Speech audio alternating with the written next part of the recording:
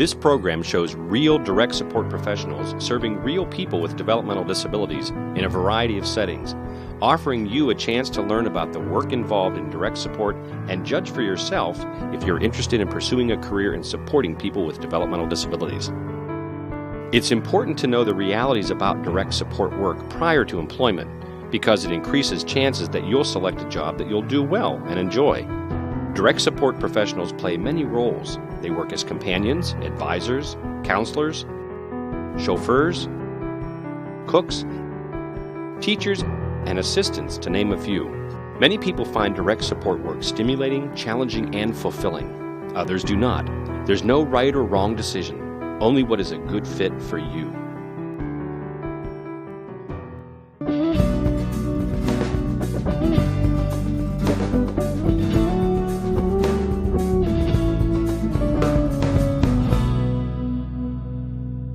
I pretty much take care of 4 ladies who live here in the house. I help them in all their personal needs, like cooking, bathing, toileting, grocery shopping, budgeting, doing all sorts of things just to help them in their daily life. I pass meds for all the ladies. I work from 2 p.m. to 10 p.m., so I do that 2 times. That takes about probably an hour both times to get all of them their medication. I'm part of a team that works in this house with 3 guys. We have to do almost everything for them, to a degree. But by the same token, too, we're still trying to teach them to do certain things. On my shift, which is 3rd shift, overnight, I work from 10:30 at night until 8:30 in the morning. My duties include general cleanup and preparing the meal for the next night. About 5:30 in the morning, that's when I start waking the guys up, getting them moving. Then I get them showered, clean their rooms, change the linen. By 7 o'clock, my partner comes in, and she starts fixing breakfast. You never know what you're going to come across in the mornings. I help get them ready for work, get them dressed, get their hygiene done, shaved, teeth brushed, dressed for work. The night staff's already here, and they usually have things prepared for breakfast already. There's one that has to have a helmet on, and she can't brush her teeth, she can't wash herself, she doesn't do anything without assistance. If the consumers are having a bad morning, it can be very distracting trying to drive them to work in the morning. Sometimes things get thrown in the van out of their lunch boxes, or somebody's grabbing somebody's screaming obscenities. I get as much paperwork done as I can within that half an hour time I have, check emails, whatnot. The first thing I want to do is I check documentation. I want to check to see, who's sick, who's here, who's gone, who has appointments. I'm here usually about an hour before the clients get here, kind of prepare the activities for the day. We basically are here to give them a little bit better quality of life, to get them more involved with the community and their social skills and involved with other people as well. I think it was at least 3 weeks of training that I went through several different classes. We do a lot of social learning skills. They learn, and a lot of people don't think that they can. I work with 15 adults with developmental disabilities. The guys start work at 8:45. I oversee the production that we do here in the workshop. I oversee what they're working on, how much they're doing. I've been working in this field for 9 years, and it's going on 10 years.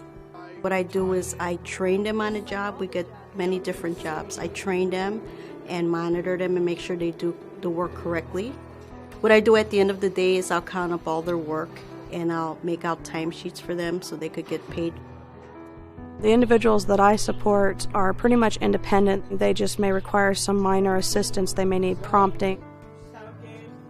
Wanda is a pretty great gal. She's someone who has been through the system, and she has survived. She's a person with diabetes, so we have to really maintain her health at all times. She likes to test the waters every once in a while, but that's what everybody does. I work with autistic children. Started off as a one-on-one. I moved on to be the teacher's assistant. Basically, we look at the children and see what their challenges are and try to teach them to fit in with the society. My job is a support staff team member. From 9 to 3, I will be here and I will get her up and ready, give her medicine, just get going. First I was scared. I was scared because I didn't know how to work with people who had disabilities. But when you get into the field, you don't see their disabilities. I work with Nathan a couple times a week. We pretty much, in general, end up troubleshooting problems he's having at work, problems he's having with his family, problems he's having in his social life, and anything that comes up in his life that he thinks he needs to talk about. Nathan seems to encounter lots of little things in his life that he blows into big things, and between the two of us, we try to settle them down and try to work through it so that he can solve most of his problems with just some advice. I'm on call 24/7. Yes, I do have to give up some of my social life, but this is my job. I love my job. I work with the children. I assist the foster parent. It's somewhat like giving them a break, so whatever they do, as far as maybe entertaining the children, taking them out into community, I really would call it just like a backup, like the second foster mom. Guy's a huge asset to this department. He is just so into this job. He does everything from the trees, the lawn care, the snow removal, and the car wash when he's needed in the car wash. He likes to take charge of the situation and kind of say, I know what to do and I know how to do this. Going downtown is fun, not necessarily in the cold weather, but just kind of seeing the sights downtown. Go hang out, go take walks downtown, and just chat, just kind of hang out, just kind of do the regular thing. I'm a live-in support staff, and my job mainly is to help Roger in his daily activities, his basic necessities. Sometimes we go out to dinner, and he'll make his own choice in what he does eat. We work together, and it's not so serious as work. I wouldn't call it work because we have a companionship, and we do laugh together. We tell jokes, just have a good time.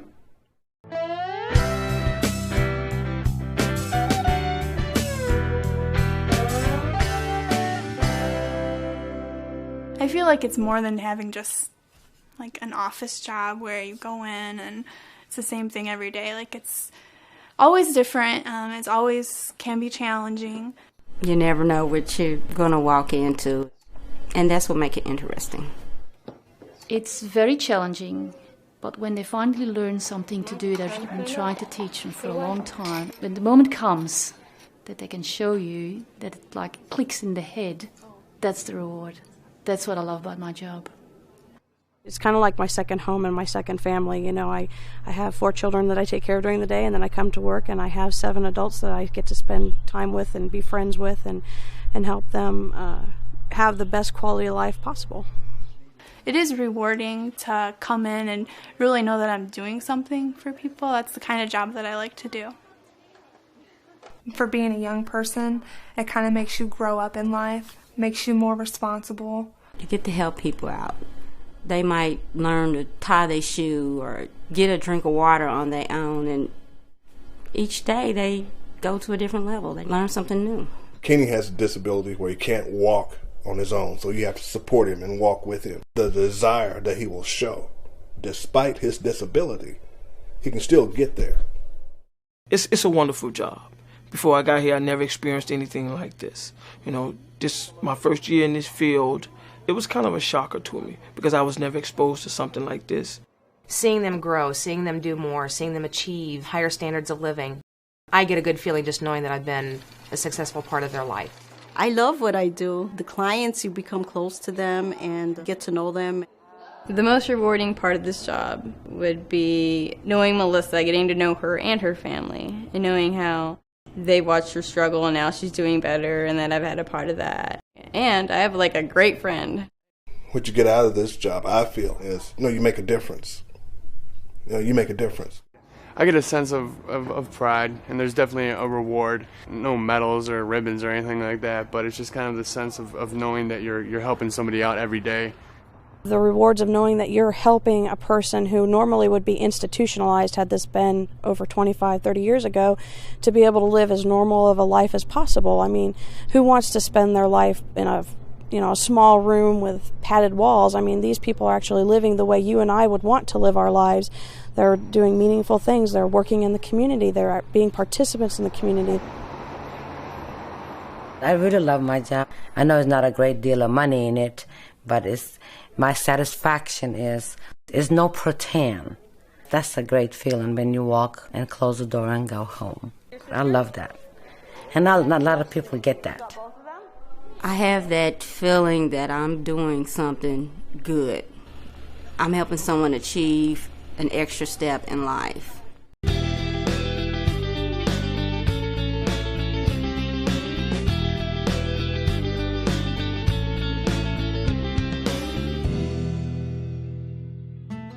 Paul, he's subject to seizures.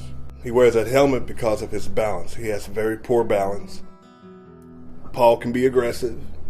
There are times he will not be cooperative. So it requires a lot of tolerance and patience, especially when he starts to hit you, because he will knock your block off. So it's being aware of what his disabilities are, but also you have to be cautious of your own personal safety.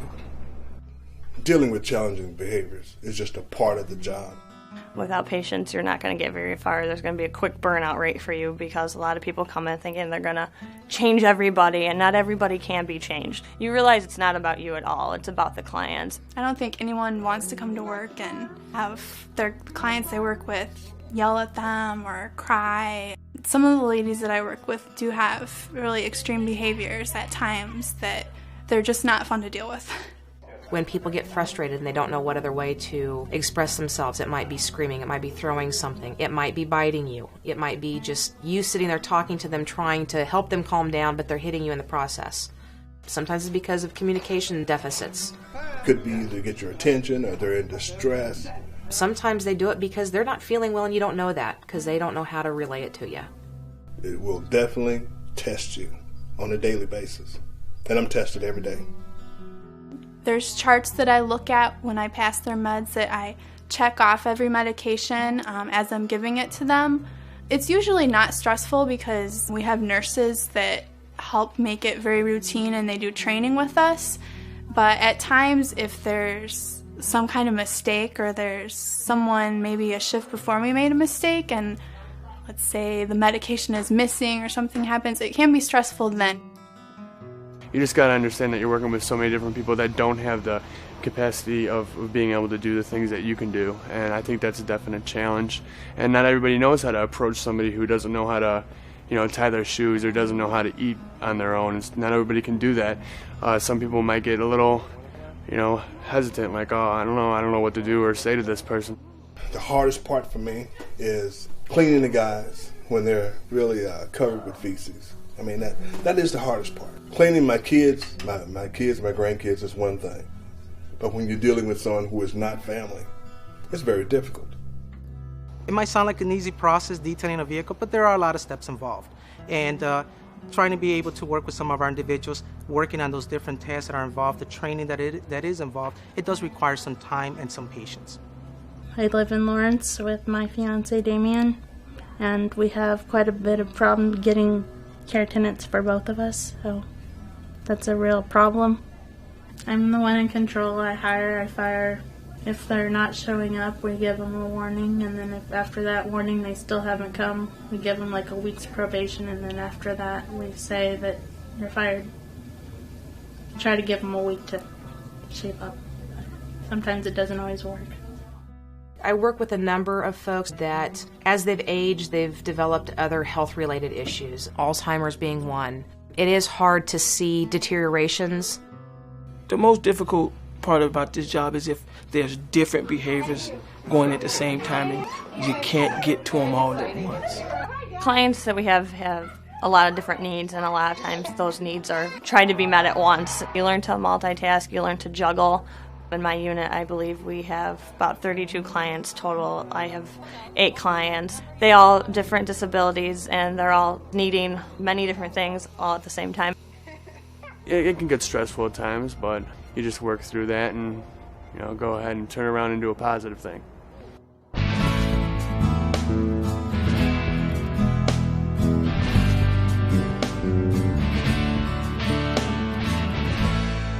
can't be selfish. You got to realize that you're here every day, not for you. You're here to help them, throughout the day, just to make the smallest difference. People who are interested in working in direct support with individuals need to be dependable. They need to be reliable. They need to have strengths that can get them through the day, because sometimes this job can be very, very challenging, and it can test your skills, it can test your nerves, and you've got to be able to be strong through a lot of that. If you don't have the patience for this, please do not attempt to come in this field. It can get to a person, it can get to them very easily. You have to have patience. When chairs go flying, or somebody's throwing something to your head, or physically attacking you, you need to be able to stay calm. You need to be able to keep a face that says, this is not bothering me. You're not getting any satisfaction out of my reaction. You must have a willing heart, to be willing to go beyond the job duties, because sometimes you really will have to. First of all, I think I want somebody that really cares about people, that is a people person or likes people. I want a person with some sense of humor and who treats people with respect and is courteous, because that's how I would expect to treat them. You have to always give them their dignity and respect them. You have to be able to organize things very well. You have to be able to look ahead. What can this child get into when I'm asking this child to do a certain thing? So you have to sort of prevent that certain things can happen. A lot of times they can't tell you what's wrong, so you have to do a lot of outside-the-box problem solving and things like that to kind of figure out what they're needing or they're wanting. Things aren't as obvious as they always seem. The most important thing, I think, is somebody who has a strong work ethic, who takes their responsibilities very seriously, and that really enjoys building a relationship with someone. It's not a job to be taken lightly. It's not a job for everyone. It's mandatory that we have first aid and CPR. I mean, you have to make sure that you can save their life if you have to, or be the first person there to care for them in case of an emergency. We have a wide variety of trainings that we do to make sure that everyone that's supported in the program is safe at all times. Their jobs are not easy. I think that overall their jobs are undervalued, but I'm very proud of what they do day in and day out. It's not easy, but it's very important, and they do a great job. It can get pretty isolated and kind of a lonely feeling when you go from house to house by yourself. You have nobody to bounce things off of, and you have to make a lot of judgment calls right there on the spot. A lot of places you do have people, a supervisor that you can talk to, but a lot of times these things you have to do on your own. Some of the things that would not help the individuals that we serve are people who are dishonest, people who are unreliable, who don't show up when they're supposed to. That's very hurtful and painful to the individuals we serve, because if they have an appointment they need to be at and the person doesn't show up, then that leaves them in a position to have to reschedule an appointment, and with doctor's appointments that can take many months to get rescheduled. I want to be able to see competence in that person and confidence, and I want to be able to see the compassion, and when you don't see those, that's when I really get nervous. Most important would be caring about people and wanting to make a difference in somebody's life. It's not always fun. Not everybody wants to come into work and help someone take a bath or help someone go to the bathroom. You have to be able to come in and be willing to do those things and to put up with some behaviors that a lot of people I don't think could deal with. They need to be trustworthy, and people who aren't trustworthy, there's not much that they can do to help, because there's a lot of security things and privacy and confidentiality issues that we deal with daily.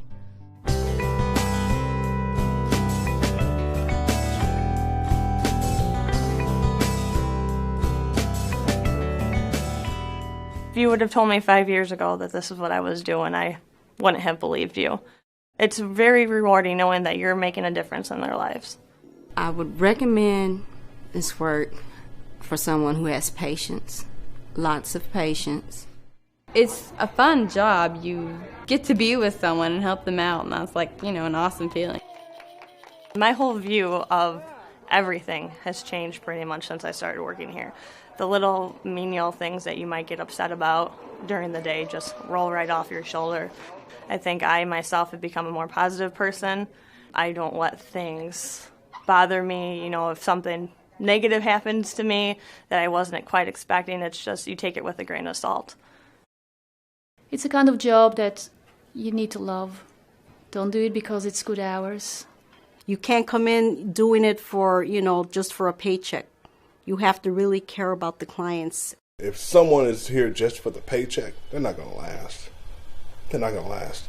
Make sure you understand what you're getting into and know this about yourself within a short period of time before you get too involved, too burnt out, where people can be hurt by your leaving, because this is a program that the people become very dependent upon their staff, because for some that's the only family they have.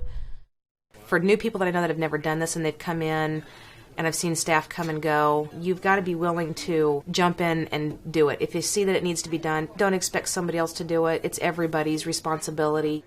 There'll be challenges along the way, but if you truly find enjoyment in it, then it'll be very fulfilling. I'm a lot stronger than what I thought I was. It can make you a better person, working in this field, helping people with disabilities. You have to be willing to deal with challenges, very hard challenges. It's not going to be easy. You've got to be a caring person, willing to just accept the changes, whatever happens. You got to love it. You can't get rich doing it, but you got to love it.